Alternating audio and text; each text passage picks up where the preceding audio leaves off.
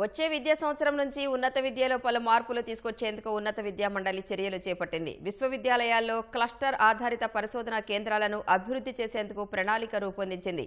ఇందులో భాగంగా ఒక్కో వర్సిటీల్లో ఒక్కో రంగంపై ప్రత్యేక పరిశోధనా కేంద్రం, క్వాంటం, సెమీకండక్టర్పై డిగ్రీ కోర్సులు అమలు చేయనుంది. రాష్ట్ర వర్సిటీల మధ్య క్రెడిట్స్ బదిలీ చేసేలా చర్యలు తీసుకోనుంది. 2026-27 విద్యా సంవత్సరం నుంచి ఉన్నత విద్యలో కొన్ని మార్పులు తీసుకొచ్చేందుకు ఉన్నత విద్యా మండలి చర్యలు చేపట్టింది. విశ్వవిద్యాలయాల్లో క్లస్టర్ ఆధారిత పరిశోధనా కేంద్రాల్ని అభివృద్ధి చేసేందుకు ప్రణాళిక రూపొందించింది. ఇందులో భాగంగా ఒక్కో వర్సిటీ ఒక్కో రంగానికి చెందిన పరిశోధనలో నైపుణ్యం సాధిస్తుంది. ఆటోమొబైల్ రంగంలో ఒక వర్సిటీ పరిశోధనలు చేస్తే, ఎలక్ట్రానిక్స్ రంగంలో మరో వర్సిటీ పరిశోధన సాగిస్తుంది.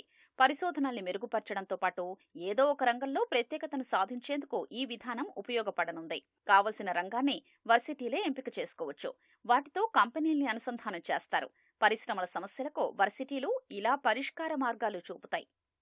క్వాంటం కంప్యూటింగ్లో నిపుణుల్ని తయారు చేసేందుకు వర్సిటీలు బీటెక్లో డిగ్రీల్ని అమలు చేయబోతున్నాయి. ఆంధ్ర విశ్వవిద్యాలయం క్వాంటం కంప్యూటింగ్లో ఈ ఏడాది బీటెక్ ప్రారంభించగా, ఎంటెక్లో సెమీ కండక్టర్ కోర్సును తీసుకురానుంది. వచ్చే ఏడాది SP university quantum computing పెట్టబోతోంది.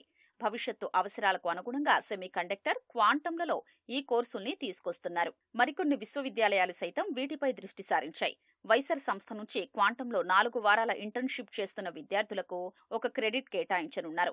ఎన్టీపీఎల్లో IIT Madras క్వాంటంపై కోర్సును అందిస్తోంది. దాన్ని పూర్తి చేస్తే మరో క్రెడిట్ ఇస్తారు. 4 వారాల పాటు ఈ కోర్సు ఉంటుంది.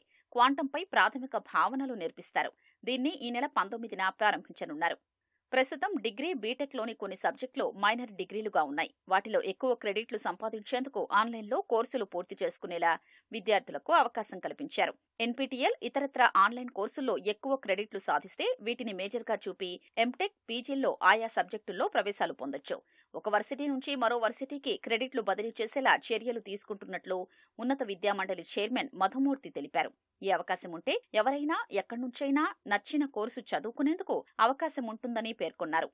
రాష్ట్ర వర్సిటీలు అందిస్తున్న కోర్సులు, వాటి ప్రాధాన్యతపై యువతకు వివరించేందుకు వెబ్సైట్లు నవీకరించడం, సామాజిక మాధ్యమాల్లో ప్రచారం చేయడం వంటి కార్యకలాపాలు చేపట్టనున్నారు.